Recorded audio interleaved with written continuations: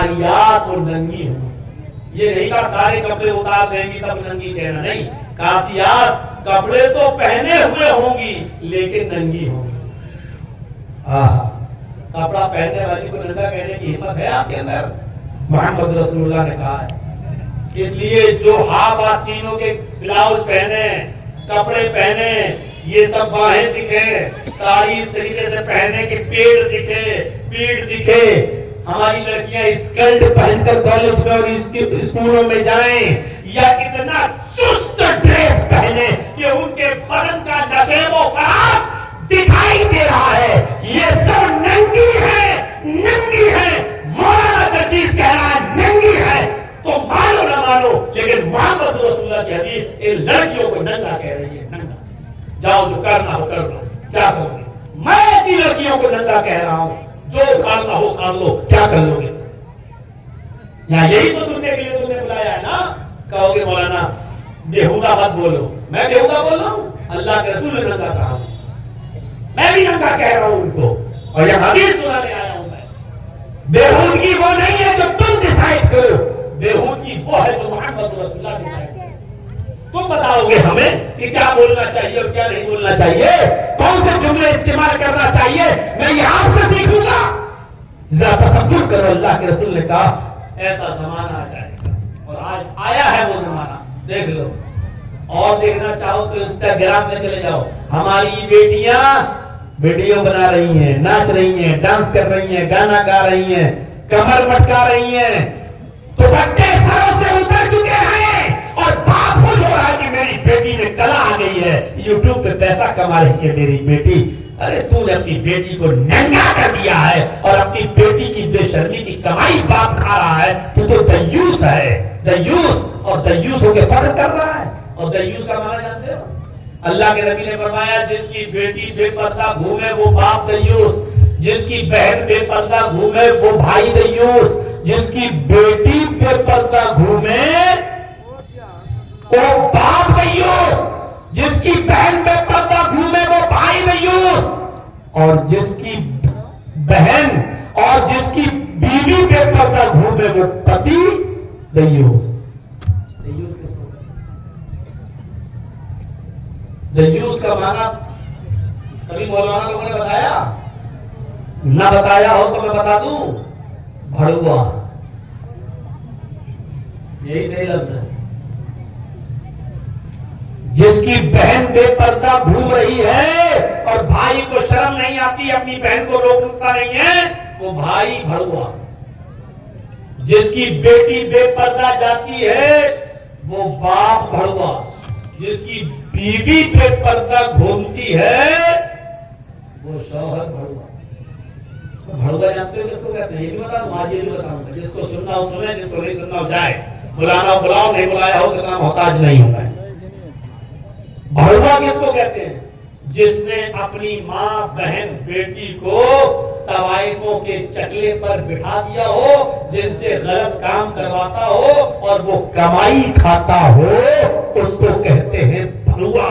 اس کو کہتے ہیں عربی میں دیوس. مولانا ننگا کر دیا آپ نے, کیا بول دیا. یہی چیز تھی. مستقبل کی باتیں بتائے گا.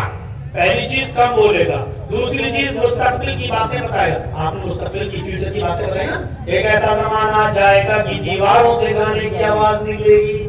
اب دیواریں سے تو چھوڑو, موبائل سے نکل رہی ہیں, جیب سے نکل رہی ہیں. بھول گیا موبائل بند کرنا آدمی ہے اور نماز پڑھ رہا ہے, اور جب نماز پڑھنا شروع کیا اچانک کسی نے کال کیا, اس پہ گانا آ رہا ہے نماز میں بھی, اور بیچارے کو مسئلہ معلوم نہیں, بجنے دے رہا ہے. نماز پڑھ رہا ہے, بجنے دے رہا ہے. اللہ کے بندے جیب سے نکال, موبائل کو آف کر, جیب میں رکھ. پورا گانا کیوں نمازی کو سنا رہا, کہیں امام صاحب نے سن لیا وہ بھی بہت جائیں گے. اب مولانا جرجیس مسجد میں ہے, کسی کو بتانا چاہ رہے ہیں کہ میں فلاں گاڑی سے آ رہا ہوں, جس کو کال لگا رہا ہوں اس کے موبائل میں گانا لگا ہوا ہے. مسجد میں بیٹھ کر بھی جرجیس صاحب کو پورا گانا سننا پڑ رہا ہے. کیوں؟ کیونکہ جب تک آپ فون اٹھائیں گے نہیں آپ سے بات ہوگی نہیں. یہ حالات ہے. یہ حالات. اور ایک لڑکا ہماری تقریر ریکارڈ کر رہا تھا, آیا کہیں سے جنگل میں گیا اور بات کر رہا تھا. میں گزر رہا تھا تقریر کے لیے اسٹیج پہ لاتے وقت, پاگلوں کی بات بتا رہا ہوں میں. اس پہ لوگوں نے کہا چلیے آپ کا نمبر آ گیا, یہی 1 بجے کا ٹائم تھا. لوگ لے کے گئے, وہ جنگل میں موبائل پہ باتیں کر رہا ہے اور بات کرتے کرتے فون پہ. کیسے اب سمجھ میں تو آئی گیا کہ کس سے بات کر رہا بھائی موبائل. وہ سمجھ رہا ہے میں لڑکی کو چوم رہا ہوں. گدھے تو پلاسٹک کے ڈبے کو چوم رہا ہے.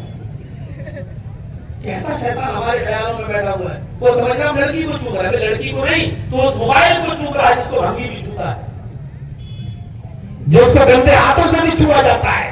لیکن تصور میں بیٹھا, جب میری تقریر شروع ہو گئی جلدی سے آیا اور موبائل اس نے کھول کے میری تقریر بھرنا شروع کر دی. اس میں ریکارڈ کرنے لگا. 1 گھنٹہ ہو گیا مجھے بولتے بولتے. 1 گھنٹے بعد اس کا فون آ گیا اور میرے ٹیبل پر موبائل رکھا ہوا تھا, میں تقریر کر رہا تھا, اس کا فون آ گیا اور فون پہ اس پہ گانا بجنے لگا. جیسے مطلب میں کہہ رہا ہوں اللہ کے نبی نے فرمایا, اور گانا بجا تیری آنکھیں جھکی جھکی, تیری آنکھیں جھکی جھکی. میں نے کہا کہاں سے دیکھا تو موبائل. میں نے کہا یہ کیا بجا. وہ لڑکا ایسے بیٹھا ہوا تھا, جلدی سے اس نے موبائل اٹھایا اور لے کے بھاگا. میں نے کہا بیٹا اتنی رات میں کس کا فون آ سکتا ہے, میں اچھی طریقے سے جانتا ہوں. ان جلسوں میں میلے سب سے بڑے مسافر ہیں. کمیٹی والوں یار جلسہ کراؤ منع نہیں ہے, لیکن یہ میلوں کا جو انتظام کرتے ہو نا, یہ سب سے بڑی بھول کرتے ہو یار. سب سے بڑا جلسوں میں دینی کام میں رکاوٹ یہ میلے ہیں, جس میں جو عورتوں کی جو بے پردگی ہوتی ہے اور اس میں جو جالیاں اور مکاریاں ہوتی ہیں اس کا اندازہ آپ نہیں لگا سکتے. ہمارے نبی تو وہ تھے جو دینی محفل میں بھی آپ صحابہ سے بیعت لے رہے ہیں, شرک نہیں کرو گے, چوری نہیں کرو گے, زنا نہیں کرو گے, شراب نہیں پیو گے.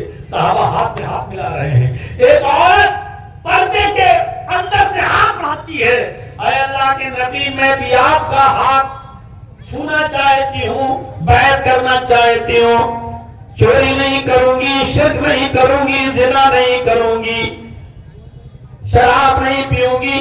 آپ نے پیچھے سے پردے کے اندر سے ہاتھ آتے ہوئے دیکھا تو آپ نے نگاہیں پھیر لی اور فرمایا خاتون بی بی ہاتھ اندر کر لے.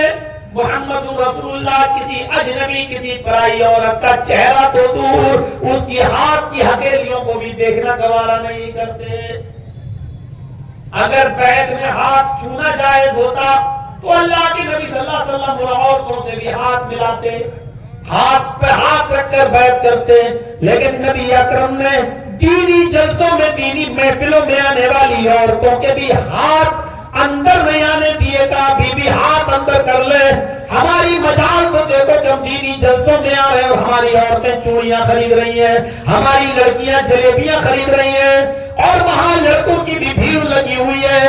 بالکل ایسا لگتا ہے جیسے کٹیا کے پیچھے 10 کتے لگے ہوں.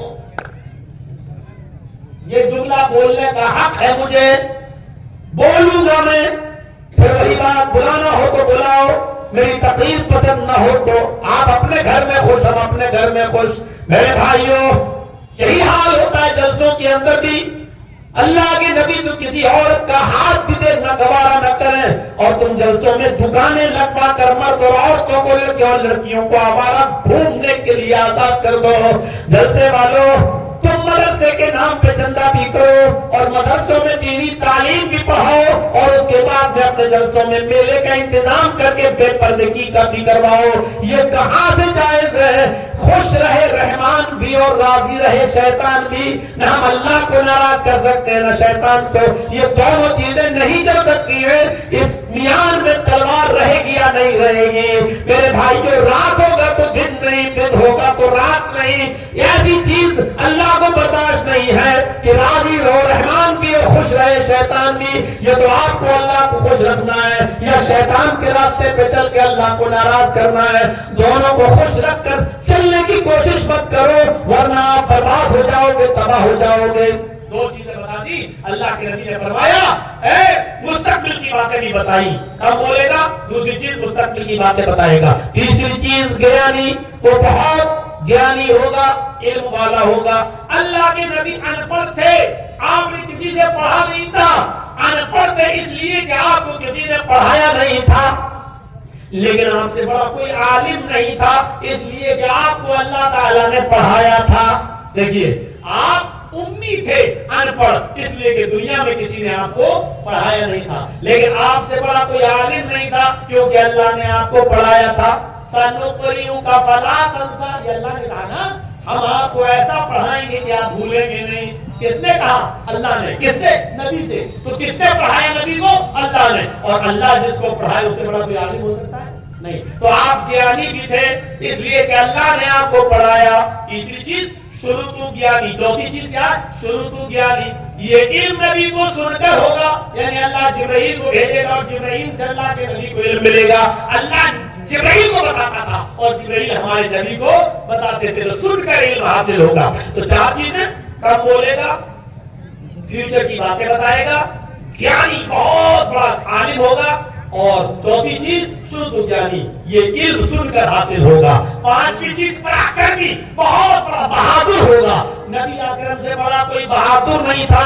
सहाबा किराम फरमाते हैं जब जंग होती थी और तीरों की बरसात होती थी तो हम अल्लाह के नबी को देखते थे कि अल्लाह के नबी जितनी ज्यादा तीरों की बारिश होती थी उतना ही ज्यादा सीना तान कर आप जंग के बीच में खड़े हो जाया करते थे। हम लोग तीरों से बचने के लिए मोहम्मद रसूलुल्लाह के पीछे खड़े हो जाया करते थे, आप आगे बढ़ जाया करते थे और नबी अकरम के पीछे हम छिप जाया करते थे। मेरे भाइयों जरा अंदाजा लगाओ, इतने बड़े बहादुर, इतने बड़े बहादुर। रात में एक मर्तबा दुश्मन ने शफूल मारा बस्ती में, सहाबा किराम अपने घरों में चिपक गए, कोई बाहर नहीं निकला। अल्लाह के नबी सल्लल्लाहु अलैहि वसल्लम ने अपना घोड़ा उठाया और दौड़ते हुए आगे गए और सारे दुश्मनों को भगा दिया। सहाबा किराम को पता चला कि अल्लाह के नबी घर से निकल गए, सोचा मेरे नबी को कोई नुकसान न पहुंचाए। अब सहाबा किराम अपने घरों से निकल रहे हैं कि नबी को कोई नुकसान न पहुंचा दे। क्या देखते हैं? अल्लाह के नबी फरमा रहे लम तराओ, डरो नहीं, जाओ अपने घरों में सो जाओ, आराम करो। मोहम्मद अकेले सारे दुश्मनों को भगा कर चले आए हैं, मैंने अकेले सारे दुश्मनों को खदेड़ दिया है। ये थी मोहम्मद रसूलुल्लाह की बहादुरी। आपने बहादुरी दिखाई। छठी चीज दानी, वो बहुत ज्यादा खैरात करने वाला होगा। अल्लाह के नबी के पास जो कुछ आता था आप अपने पास कुछ नहीं रखते थे। इंतकाल से 3 दिन पहले अचानक आपका हाथ तकिए के नीचे चला गया तो देखा सोने का एक टुकड़ा है। आपने फरमाया आयशा ये क्या है? फरमाया सोना है। वक्त वक्त काम आएगा, अल्लाह न करे अगर आपको कुछ हो गया तो इस सोने को बेचकर आपका दफन की तैयारी कर ली जाएगी। अल्लाह के नबी फरमाते हैं आयशा इस सोने के टुकड़े पर तुम्हें इतना भरोसा है और जो सब कुछ देने वाला है उस जात पर तुम्हें भरोसा नहीं है। अगर ये सोने का टुकड़ा मेरे घर में रह गया और मेरी रूह निकल गई तो मैं कल कयामत के दिन अल्लाह को क्या जवाब दूंगा? आपने फौरन उस सोने के टुकड़े को गरीबों और मिस्कीनों में खर्च करा दिया है।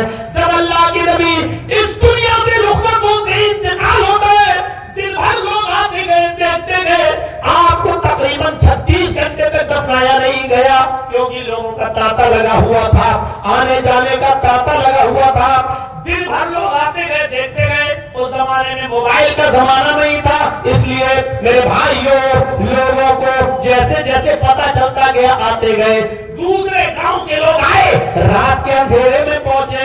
हजरत आयशा सिद्दीक़ा से कहने लगे अम्मी आयशा हम रात के अंधेरे में आए हैं, हमारे जनाब मोहम्मद रसूलुल्लाह का चेहरा देखना है। एक आदमी है, कोई बात नहीं, बैठ जाओ, सुनो।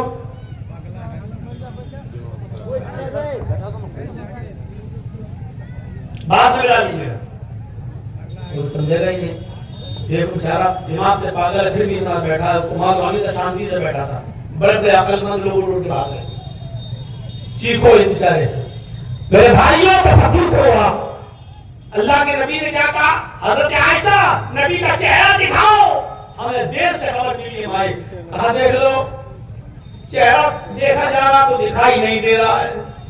हम आयशा से कहने लगे चिराग तो जला दो, रोशनी तो करो कि हम नबी का चेहरा देख लें। حضرت عائشہ نے کہا کہاں سے چراغ جلاؤں؟ تمہارے سردار نے، تمہارے نبی نے، محمد رسول اللہ نے میرے گھر میں اتنا تیل بھی تو نہیں چھوڑا ہے کہ جو تیل جلا کر میں، چراغ جلا کر تمہیں چہرہ دکھا سکیں۔ پوری دنیا کو روشن کرنے والا سورج جب رخصت ہوتا ہے تو اس کے گھر میں اتنا اندھیرا ہے کہ اس کے گھر میں چراغ جلانے کے لیے تیل بھی نہیں۔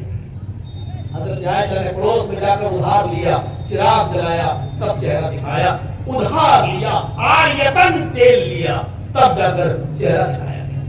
کتنے دانی تھے کہ آپ نے اپنے گھر میں کچھ نہیں چھوڑا۔